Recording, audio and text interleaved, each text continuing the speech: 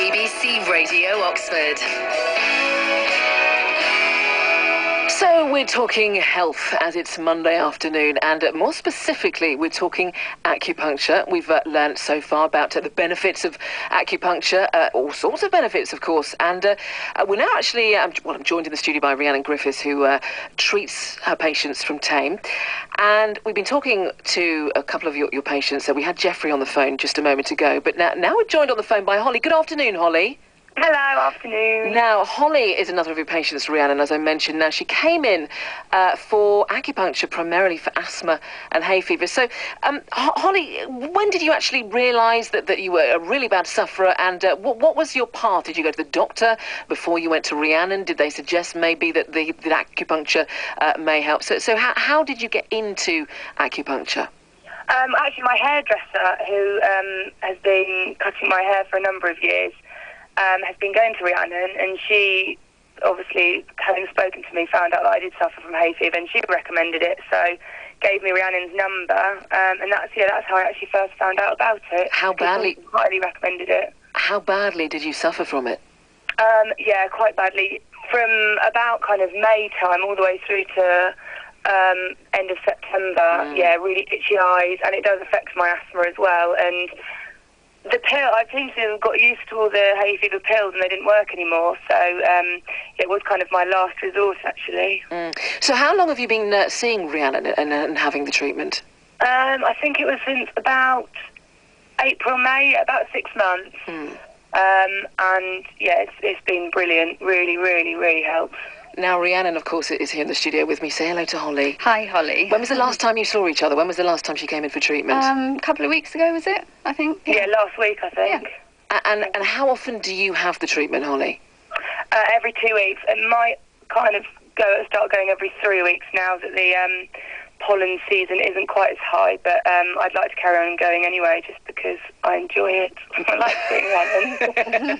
I think most people as well, that they dread the fact that the summer is nearly over, but I'm sure that you're absolutely quite grateful that the winter months are within reach. But I mean, Rhiannon, can you just explain how you treat asthma and hay fever with acupuncture, because it's a slightly different technique, or is it exactly the same? And just explain to us how you treat it. In lots of ways, it is exactly the same as we would treat anything else. We kind of seek the root cause. Why is this person susceptible to asthma or hay fever? In much the same way as we'd be thinking, why is a person susceptible to migraine? As I've spoken with Joe on this show before about hay fever and how acupuncture can help, and it's about building up what we would call the defensive chi, the defensive energy. So it's kind of like building up the immune system a little bit more, so that actually as pollen tries to invade, you've got more within your body to actually fight it off without getting that allergic reaction. Holly, how instant were the effects of acupuncture for you? After, I did notice a difference the first time. After about a month, so I'd seen her twice, and yeah, I was really surprised, because I was a little apprehensive before I went, just because, I've never tried anything like that. But I was really, really surprised with how quickly I did notice a difference. And that's why I've been keen to carry on going every 2 weeks, just to keep it all, it all built up and strong. A lot of people have actually reported that it helps with their general well-being. I mean, have you noticed? What have you noticed particularly, Holly? Well, every time I leave, I come home and my family recognise I'm in a better mood, and that's the good thing actually, because you have a long chat before before you actually have the needles in. Rhiannon actually really kind of gets to know you and how you've been that week or month, and so it's not just you don't just get treated for the initial reason you were there for. She actually treats kind of your general well-being and everything that's going on in your life. So, I get the impression actually that Rhiannon's a pretty good. You could have a pretty good girly chat with Rhiannon as well. So it's kind of the whole package. So you're feeling great. So are you going to continue having it? Yes. Well, I mean, actually, I'm off to Australia in December, but up until then, I will. Because like I said, I feel good in myself about having it anyway. And yeah, it helps my sleeping and my mood and my asthma. So yeah, I will. And that's good because I've discovered that I don't just need it for hay fever. It's helped all round, really. Yeah. Well, if it helps moods, I'm wondering whether it would help my hormonal teenager. That would be great, actually. But Holly, it's been a pleasure, and I think the moral of the story is always trust your hairdresser. If it was your hairdresser that recommended, I think maybe listen to your hairdresser. They speak a lot of truth. Holly, I hope that you have a lovely time in Australia. Thank you very much for joining us on the phone. Thank you, Holly. Now, September as well is Let's Talk Baby Month, actually. And I want to talk about pregnant women, actually, because we're joined on the phone now by Eleanor. Good afternoon, Eleanor. Afternoon. Hello. Say hello, Rhiannon. Hi, Ellie. Now, Ellie. Oh, they're so well acquainted. They're such good friends. Can I call you Ellie as well? Of course you can. Otherwise, I'm going to feel left out. Now, Ellie, are you pregnant at the moment? I am, yes. You are. Yes. Now, how pregnant are you? I am 31 weeks, so close to the end. Oh, wow. And I bet you're looking forward to the end now at this I am point. Indeed. Absolutely. Yes. So just tell me, I mean, how... I didn't know that a pregnant woman could have something like acupuncture. So can you please explain to me who recommended that you could have the treatment? Well, I actually been seeing Rhiannon for about 2 years. I suffered with post-viral fatigue, so my energy levels were really quite depleted and I was getting really tired. And a colleague at work suggested to try acupuncture because I was at that kind of end of the line and try anything. And then obviously when we found out I was pregnant, I was already seeing Rhiannon, and she was able to treat me kind of straight away. And it was also nice to be able to tell someone before you're 12 weeks and to be able to share your little secret with someone else rather than just your family. I think the great thing about it is, which Rhiannon mentioned earlier, was because the first 12 weeks is quite a critical time, and you do keep it a secret. Nobody knows about it, so until you're over that worst and the morning sickness and everything else, it's only after you've been through that and got through that, generally, that people say, oh, you could have had acupuncture.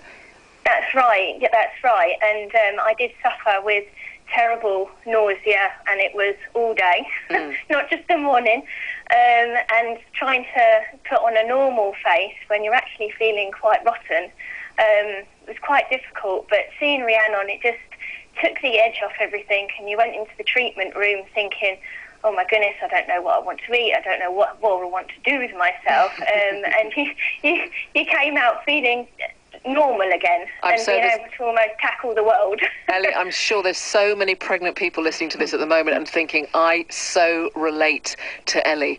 Absolutely. But Rhiannon, let me just ask you, I mean, how differently do you have to be quite careful with pregnant women, given their condition, or can you treat pregnant women in a fairly similar way to anybody else?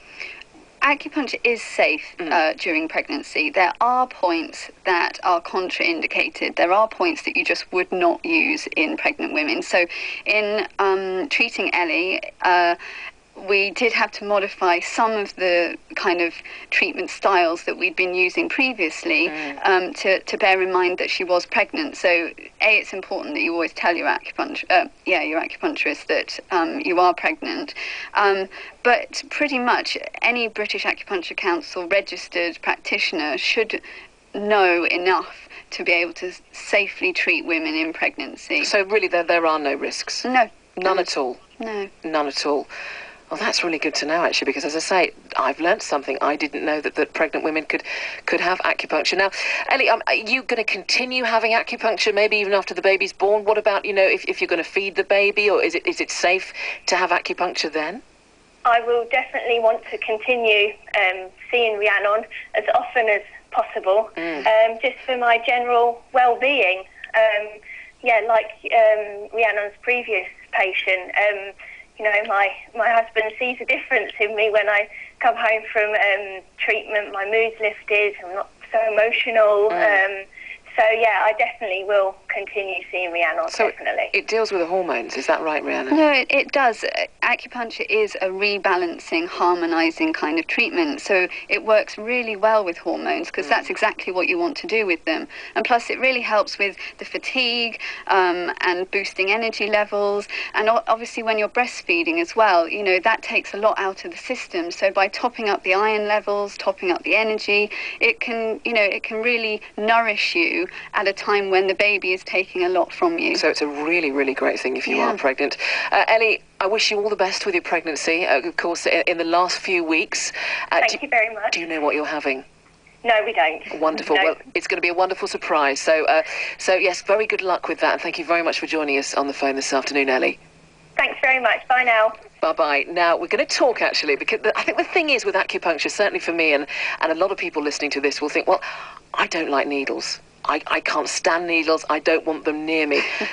So obviously there's a lot of fear out there. A lot of people that are needle phobic. So we're going to talk to, in a few moments' time, one of your patients who I know has that fear of needles, or certainly did have that fear of needles. But right now, I'm going to play some Take That. This is Patience. It's BBC Radio Oxford.